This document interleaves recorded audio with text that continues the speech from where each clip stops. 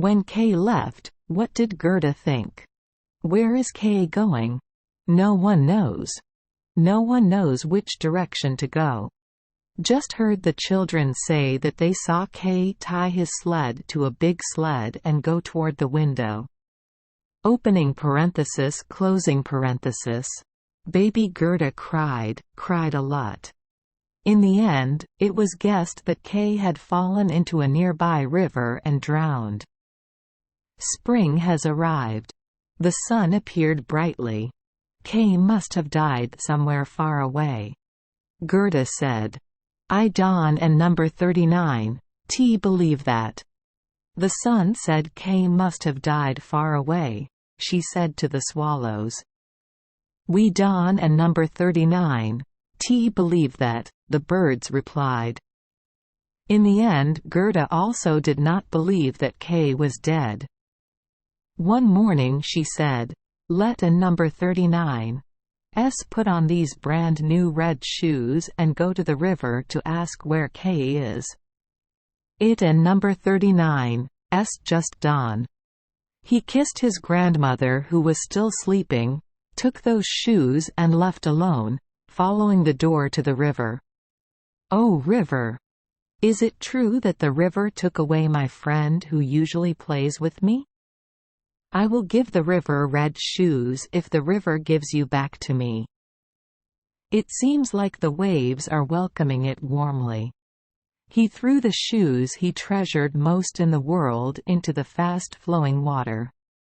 But the shoe fell too close, and the river washed it back to shore, as if intending to deny Gerda her most precious possession because the river did not catch Kay. He thought it wasn't an #39 too far, so he climbed onto the canoe that was floating among the sedge bushes and went to the bow of the canoe to throw the shoes again. The canoe was untied and drifted away. Seeing that, it quickly walked towards the back of the boat, but the boat had already drifted more than a meter off the shore and was moving faster and faster. Gerda was so scared that she cried, but no one heard her except the sparrows. "Birds cannot carry me to shore." They flew along the banks and sang as if to comfort it. "We are here. Here we are." The canoe floats along the water, far away from the river bank. Gerda sat in the boat, her feet still wearing socks. The shoes floated behind, unable to keep up with the boat. On both sides, hundreds of flowers bloomed, ancient trees luxuriated, herds of cows and sheep graze in the fields, but not a single person. "Maybe the river will take me to my little Kay?" Gerda thought to herself. That thought made her happy. It stood up and looked at the green banks for hours. The canoe floated past a large tree planted with cherries. In the garden there is a small house with red and blue painted windows that look very odd. The house is roofed, and in front of the house are two wooden soldiers holding guns as if greeting passers-by. Gerda thought it was a real person calling for help. Didn't and #39 see them reply. The current pushed the boat closer to the house. Gerda screamed louder. An old lady from the house came out. She was on crutches and wore a large straw hat. She almost rubbed this? Poor girl. Why did she get swept away by the fast-flowing water? She said and used her crutch to pull the boat to shore and help Gerda get to shore. Gerda was happy to be on the ground, but in her heart she was afraid of this strange old woman. "Come here. Whose child are you? Why did you stay in the boat and drift all the way here?" Gerda told the old woman what happened. The old woman shook her head. "Ha! Ha!" When Gerda asked her if she had seen Kay anywhere, she replied that she had not, but that Kay would surely come. So Don and number 39 be sad, but taste the sweet fragrant cherries and see the beautiful flowers, much more beautiful. than the flowers in the picture books. Each beautiful flower can tell a very long story. The old woman took Gerda and number 39's hand and led her into the house and closed the door. A magical light shines into the house through very high windows and red, blue, and yellow glass panes. The table was full of delicious-looking cherries. Gerda can eat as much as she wants. The old woman took a golden comb to comb his hair, curling it into golden buds around Gerda and number 39's lovely face. For a long time, she dreamed of having a granddaughter. She said, "I will find every way to make you not sad." As the old woman combed Gerda and number 39's hair, she gradually forgot Kay, her best friend, because the old woman had magic. But she is not an evil witch. She only did good. She wanted to keep Gerda. She went to the garden, took a crutch and pointed it at the rose bushes, causing the beautiful blooming flowers to suddenly sink into the black ground, leaving no trace behind. The old woman was afraid that when she saw the rose, Gerda would remember Kay and leave. She led Gerda out. The scenery here is beautiful, the fragrance is sweet. There are all kinds of flowers here, unimaginably numerous, flowers of all 4 seasons, of various colors. There is no other collection of paintings that is so colorful and beautiful. Gerda happily jumped everywhere. It played until the sun set behind the cherry trees. The old woman prepared a splendid bed for him with red pillows with purple trim so that he could sleep and have beautiful dreams like the dreams of a queen. The next morning he woke up and played with the flowers in the warm sunlight. Many days passed like that. Gerda knows every flower. There are so many roses, but it feels like one is missing. He didn't and #39 know what kind of flower it was, he just saw that it was missing. One day Gerda was sitting and suddenly looked at the old woman and number 39's straw hat with flowers painted on it. The most beautiful flower is a rose. The old woman cast a spell for the roses to fall into the ground, but forgot the rose on the hat. Who in life can think of everything at once? What? Gerda asks, are there no roses here? She ran into the flower beds, searched and searched, but could N and #39 find any roses?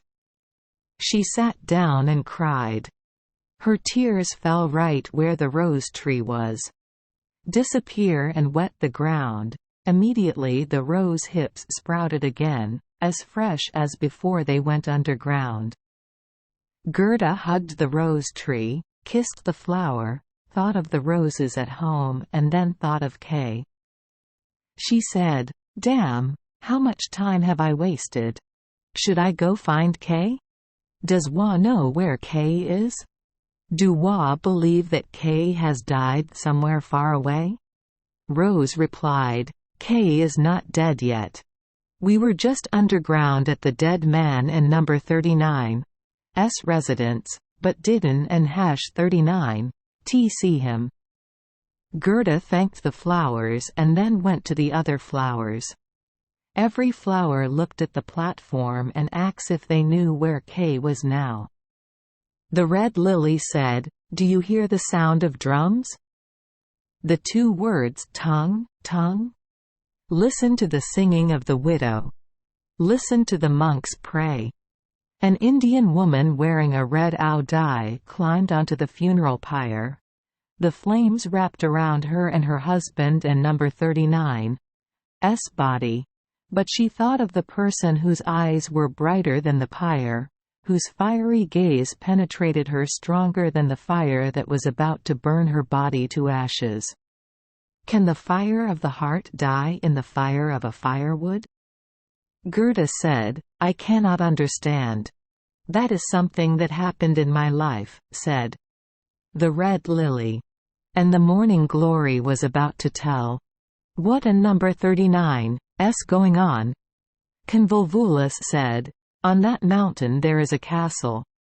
Trees are green all year round, growing on the red walls all the way to the balcony. On the balcony there was a beautiful girl standing there. She often looked down over the ravine and down the road.